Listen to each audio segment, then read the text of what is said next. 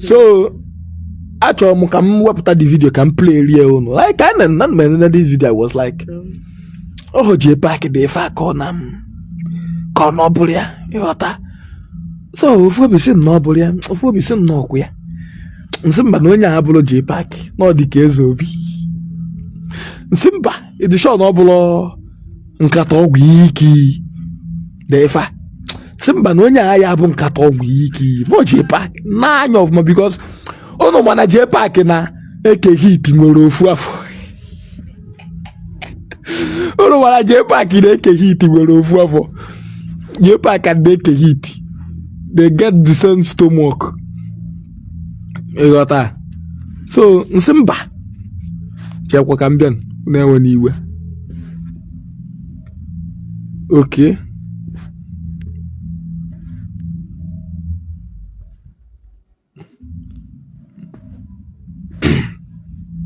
Zemba na Jpac na-eke hit nwere ofu afọ so nnezi anya ọ bụrụ Jpac n'eziokwu so Jpac kedu ife ije n'okwu alụsị ime that is my question. Hello go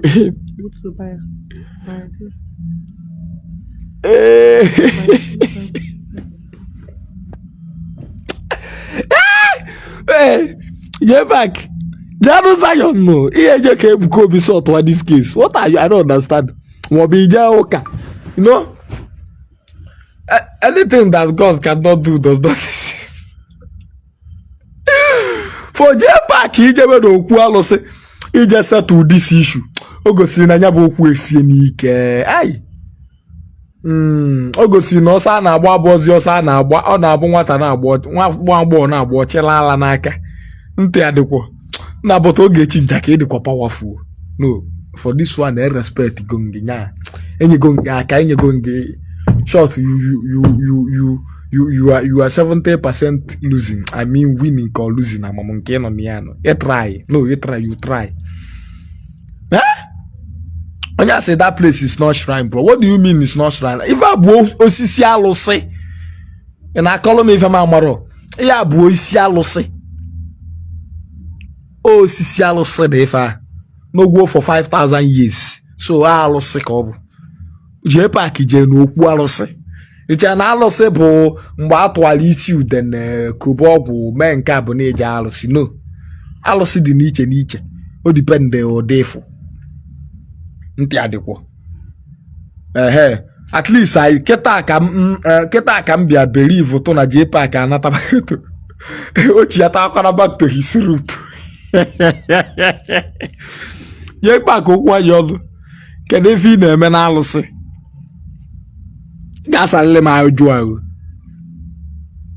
Jpac okwu anyị ọnụ kedu ife ị na-eme na alụsị ọ bụ na ọkwela aba ka nlọgụ my own. Let me put my own. Ọ bụ na ọkwela aba into my own. Jpac okwu anyị ọnụ kedu ife bata na this live video you get to explain what you are doing in the shrine. Hapụ Zion jebe na okwu alụsị Jpac like I don't understand. Jpac okwu ofu alụsị adị na fa ama na-eji fụ ofu alụsị afọ dị na fa ama na-eji. Jpac ka esi n'ihi etinye aka na ya. Jpac I no go gree you. Chiyakwa azụ to your sorry.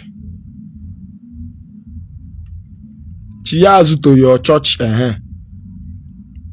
I get send the loom message.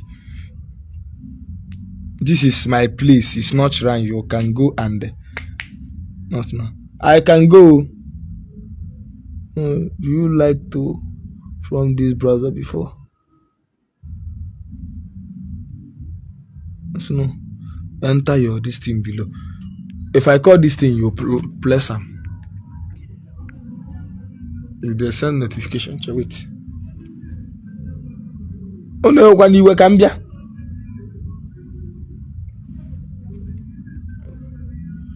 So no code. Check.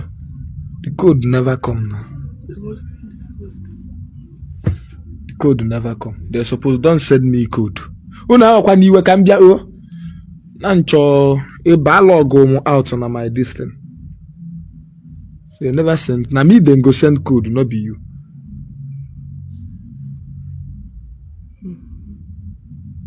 Okay, hold on.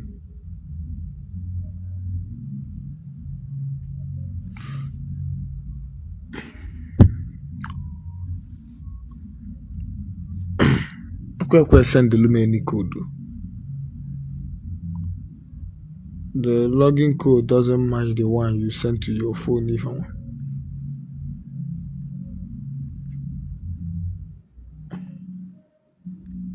Jidegodu, let me do the life like that. Man, on the go the video. I don't matter the post to come up, I can play here. Come if a Jpac na to no quality. Acha na mwive ni na neme. Acha na mwive ni na neme na Jpac ye je Zion. You got that? Man, 1 or 2. You see a China Jpac Jpac, I don't work it, but they can say bow. Baba. Okay, Madu Kunia. Jere no kwalu zibozi. We're gonna go quadro rock and when the way ya kosia neteka. Go be no go to front there, we move if you go to Jpac is well perform. Oh, Jpac na putara gwai. Na afunda. No koko. No ma even in alose. No makanime ikuto kwalose. Jpac say no makanime be travel before. Me travel. E got no distance e bo scam. Me travel. Gafe mmiri nwa. Na efe nwa. Say for technology. Say for nke nwa. Nyenye. Jpac kedu ife na-eme. Kedu na ife je pastor na-achọ na alụsị o. Nekwuzie gọvanọ eziokwu si anyị na o nwere ife dị ka alụsị and alụsị doesn't exist. Bụzi onye na back ya up. Ntị adịkwa. Well, get the door.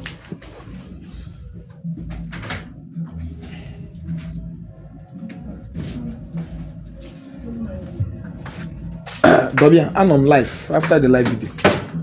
Yeah, about go to also can mail it. So, also the key be a bolokwa. Jpac. Even si the way can be a next time in a Ghana loss. Try to. Upon the money fee, never. I was not governors you could only if a governors you come on was at a loss. You can say, Pomona phone, no. This is my field. You suppose call me. I will lead you through. In a general second, I will see if when men are who believe it will something where ga. Osi anya bụ na nwa ka ị na-eje nụ. Ihe eji mmanya ọkụ. Jide ego. Wee pụọ gwa ndị je na befa na onwe kwa fla wee fụ na befa na onya ka e bia plug. But you are disrespecting us. No respect. Nwa hon sopuru ị ga na alụsị gbara aka nke kpọrọ onwe gọvanọ eziokwu na ọ na-azụ na-asị ya a na-abịa ezuru ife ezuru ọ na-agba abalị abịa zuru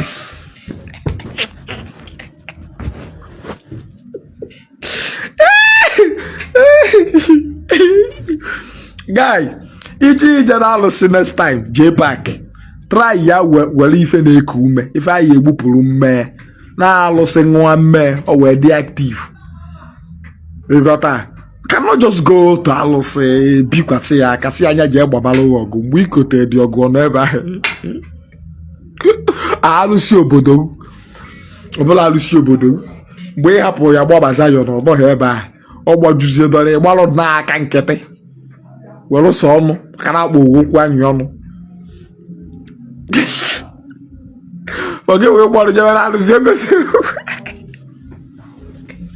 But don't worry. Even in ikwu bụrụkwala na aka ịdị ọcha ọ ya bịa na mmezu my boss ka iwu.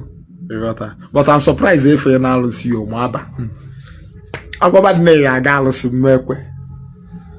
Eziokwu. Like till now I'm still speechless ka ife ka esi asụ. Wow. Ofo agụgbola. Okay, agụgbola bụ emebegwu nke ya. Ofo akụ Zion. mgbe ya ama na ọgbajuo na tọrụ n'ihu ọgụ bụ mgbe akụza ya oyi ebute ezigbote oke ite n'ọrụ ite na-eri nkịta mgbe akụza ya oyi ebutezi ezigbote oke ite na-eri nkịta. Lest I forget before I cut this live video, o nwere ihe nsị ka m kwuo all these people na-atrak m ka fa bulu ma mọlọ ma ama nọ ndị Zion zite efe because anụ nke ọ na-ewu na-afịa dọta Okongwu will come and explain n'ife nwa one idiot from several people na-akpọ m one guy and all from Abuja mụ nke nwa mụ dis mụ kedu ebe m nọ nọ ka eme nke ọzọ nọ ka eme the other one okay unu egbuzi n'oge unu. You people should stop wasting your time. Onwe nke kpọọ mụ bịa Abuja nọ ka obi moto na ma ya anya mụ ka ife ọchọ ka ọ meelụ m nsị nke a nwoke ibe m na-ajụ nke dị ife ọchọ ka ọ meelụ m ọkpọwagwo n'ike nnọkọta si na ife nwa bụ na ọ bụ honorable mụ kedu ebe m nọ mgbe ebe m nọ ọ sị m okay for how long ka m ma anọ ebe a ka location nsị n'ọfa next time bụ ịkpọ m taa mụ kee my friend mụ nye number of my friend ka bribe afa my friend ka e wee chọta ebe m nọ guy also go dị nweta my brother chọọ ka ụnụ fụ m ụnụ afụ m ma achọghị na ya afụ m agwọ m dị anya afọ ntị aka iyi ebe ntị adịkwọ anụ m aga steeti agatago m gabilu ndị ọnụ gọọmenti ebe a na-agba egbe jee na akụ paakị ya gbasịa I continue my journey. Ebe a na nke dibịa mpagwo n'ụwa mpụta rie ọgwụ mpụta efo ụna odo na anya na m abụlọ mata ya asa eze akọ ya bụ ụnụ dakapụta ụna abịa aka bikarụ no ntị adịkwọ bụọkwara na-ekwu ya anya isi mana ya aghọta ọlụ nke imegwe eme wee malụ na nnasị asị ka na-ekwu eziokwu ụna atrakịzi na m trakid everyday m baa my system my guy emepe ọsị m guy na ife na-atrak nnukwu ọtrị ụna adụgbuzi n'onwe ụlọ oge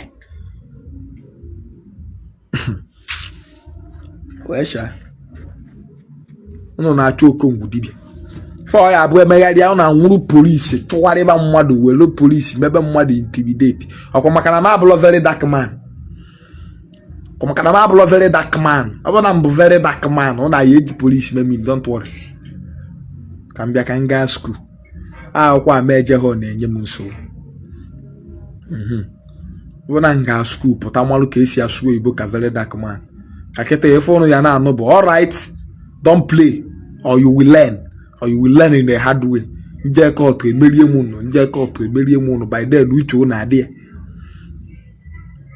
ọ sị nga na mouth I get aha m ụda ife a no be mouth a na-apịa ntraki asa ifo na-agbanyego ka ngosi unu ofu nọmba kpọọ m ka unu kpọba the number. We call the number out.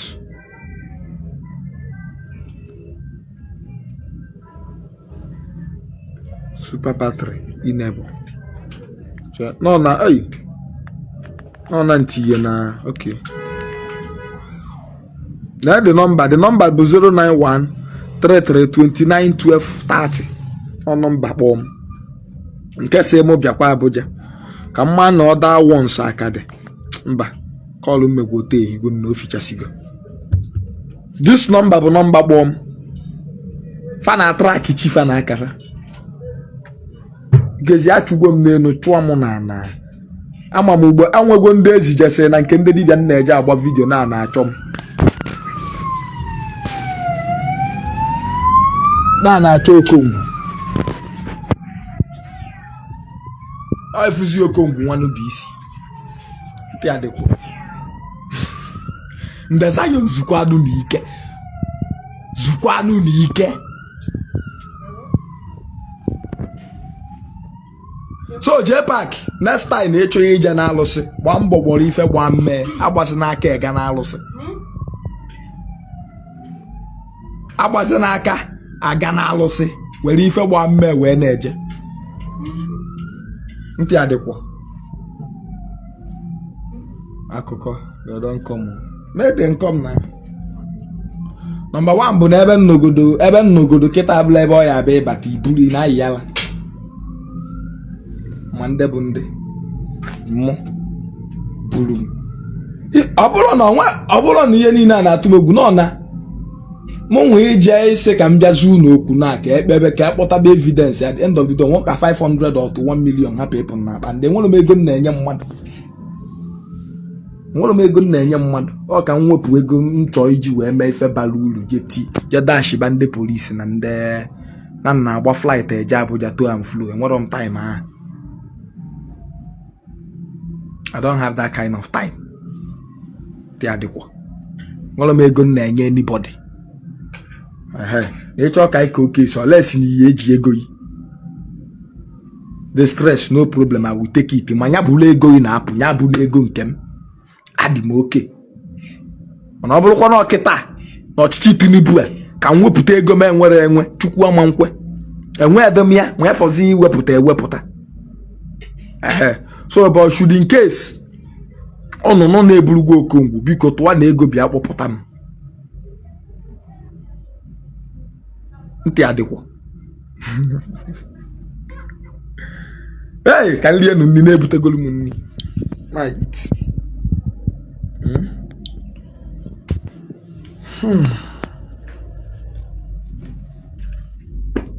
I'm there join on your TikTok live. I can join your own. Can you join on my own? Mba na your TikTok live a guy popular overnight. Don't want to be popular.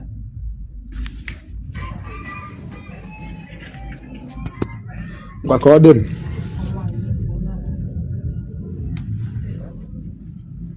Happy weekend, my brother. You are welcome.